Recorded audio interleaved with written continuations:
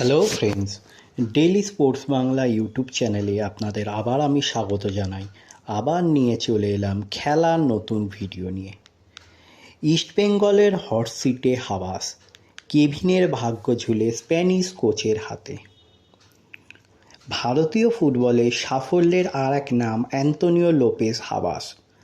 আইএসএলের ইতিহাসে অন্যতম সফল এই স্প্যানিশ কোচ এবার নতুন অধ্যায় শুরু করতে চলেছেন। সব কিছু পরিকল্পনা মাফিক এগোলে ইস্টবেঙ্গলের কোচের দায়িত্ব নিতে চলেছেন তিনি। লাল হলুদে হাবাসের আশা কেবল সময়ের অপেক্ষা। হাবাসের কোচিং কেরিয়ার ভারতীয় ফুটবলকে সমৃদ্ধ করেছে।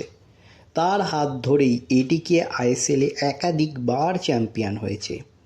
পরবর্তীতে মোহনবাগানেও তিনি সাফল্যের ছাপ রেখে গিয়েছেন। অভিজ্ঞতা, কৌশল এবং বড় ম্যাচে দলকে সঠিকভাবে পরিচালনা করা দক্ষতার জন্য তিনি বরাবরই ভারতীয় ফুটবলের অন্যতম নির্ভরযোগ্য কোচ হিসেবে পরিচিত। ইস্টবেঙ্গল কর্তারা অবশ্য হাবাসকে আগেও চেয়েছিলেন, তবে সেই সময় শেষ পর্যন্ত কার্লেস কুয়াদ্রাতের হাতেই দলের দায়িত্ব তুলে দেওয়া হয়। হাবাস আর আসেননি ইস্টবেঙ্গলে, কিন্তু এবার পরিস্থিতি বদলেছে। লাল হলুদ শিবিরের লক্ষ্য দীর্ঘমেয়াদী সাফল্য, আর সেই লক্ষ্য পূরণে হাবাসই প্রথম পছন্দ হয়ে উঠেছেন। এদিকে নতুন মরশুমের দল গঠনের কাজও শুরু করে দিয়েছে ইমামি ইস্টবেঙ্গল।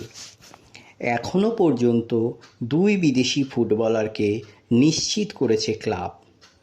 গত মরশুমের নির্ভরযোগ্য মিডফিল্ডার মোহাম্মদ রশিদের সঙ্গে চুক্তি নবীকরণ করা হয়েছে।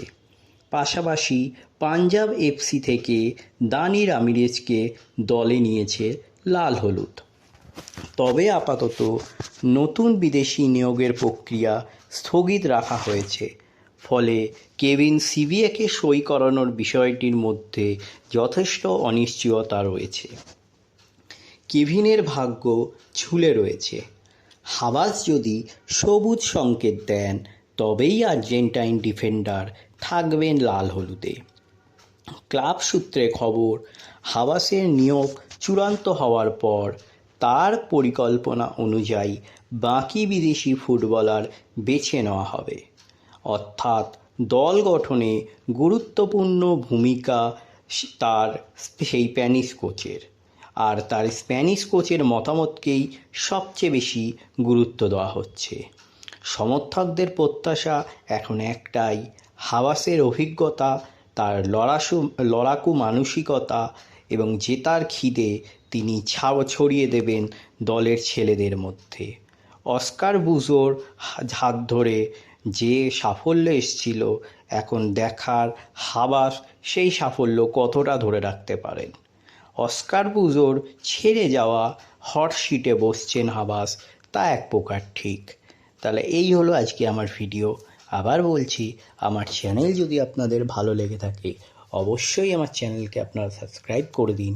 পাশে রাখা বেল আইকনটিকে ক্লিক করে দিন, যাতে সবার প্রথমে আপনারা আমার ভিডিও দেখতে পান। ধন্যবাদ।